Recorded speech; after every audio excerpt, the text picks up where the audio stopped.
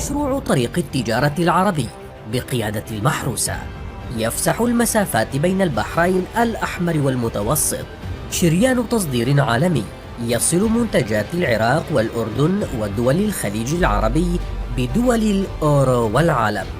قبلة الحياة الاتفاقية أغادير التي امتدت لها أذرع مصر لتدغدغ جزءا من المغرب العربي وتنفض الغبار عن منطقة التبادل الحر بين المغرب، تونس، الأردن ومصر، تضخ الدماء في شريان تجاري آخر وتسجل اسمها في قائمة الطرقات العالمية بمشروع خط التجارة العربي للتصدير إلى العالم. يعتمد المشروع على خطة عمل أساسها تيسير نقل البضائع من العراق والأردن ودول الخليج باتجاه مختلف نقاط العالم. وبدأت حديثا عمليات الربط الإلكتروني بين الجمارك الأردنية والمصرية كأولى خطوات المشروع.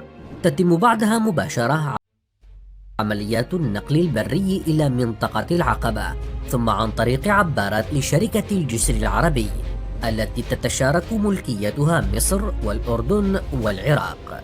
ولا يمكن أن يكون اختيار شركة الجسر العربي بالأمر الاعتباطي نظرا لاستراتيجية موقعها لكل من العقبة ونويبع، البوابتان الرئيسيتان اللتان تربطان العرب في آسيا وإفريقيا.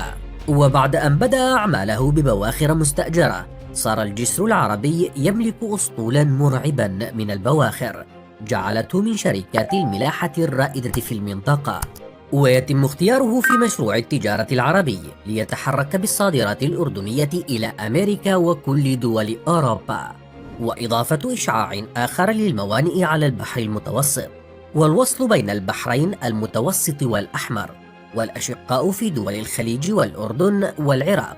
وتسند مصر ظهر مشروع التجارة العربي خط سكك حديدية جديدة وصفت بضربة قوية لإسرائيل، خط يصل طابة والعريش وشرق بورسعيد عن طريق إحياء سكك كوبري الفردان التي كانت تعبر السويس القديمة قبل قطعها، وسيساهم ذلك في نقل ملايين الأطنان من البضائع التي تنقل سنويا من مصر إلى الدول المجاورة.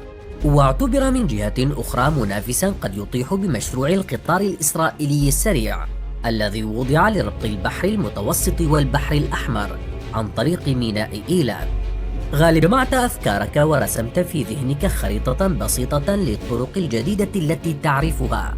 سوف تلاحظ خطوطا تتشابك لتصل مختلف الدول والقارات بشكل كبير، حيث أن كل طريق جديد تفتح المجال تلقائيا لأبواب تجارية أخرى. ومشروع طريق التجارة العربي المصري مد أصابعه إلى جزء من المغرب العربي يبدو أنه لا يوجد خط نهاية لسباق الطرق التجارية، بل هو شأن لم يتوقف الاهتمام به في صراعات الأمم والشعوب والإمبراطوريات القديمة. فصل يتجدد من حقبة زمنية إلى أخرى، تتغير أوجه خرائطه بتغير ترتيب مكانة الدول في الاقتصاد العالمي. وفي النهاية واقتفاء لرأي المحللين، احذروا خرائط الطرق التجارية فإن فيها وجه التوسعات الاستعمارية القادمة، فدائما ما حلت سبل التجارة طلاسم التوجهات السياسية والاقتصادية لقادتها. السلام عليكم، لا تنسوا الإعجاب بالفيديو والاشتراك في القناة تشجيعا لنا لنستمر بنشر المزيد إن شاء الله.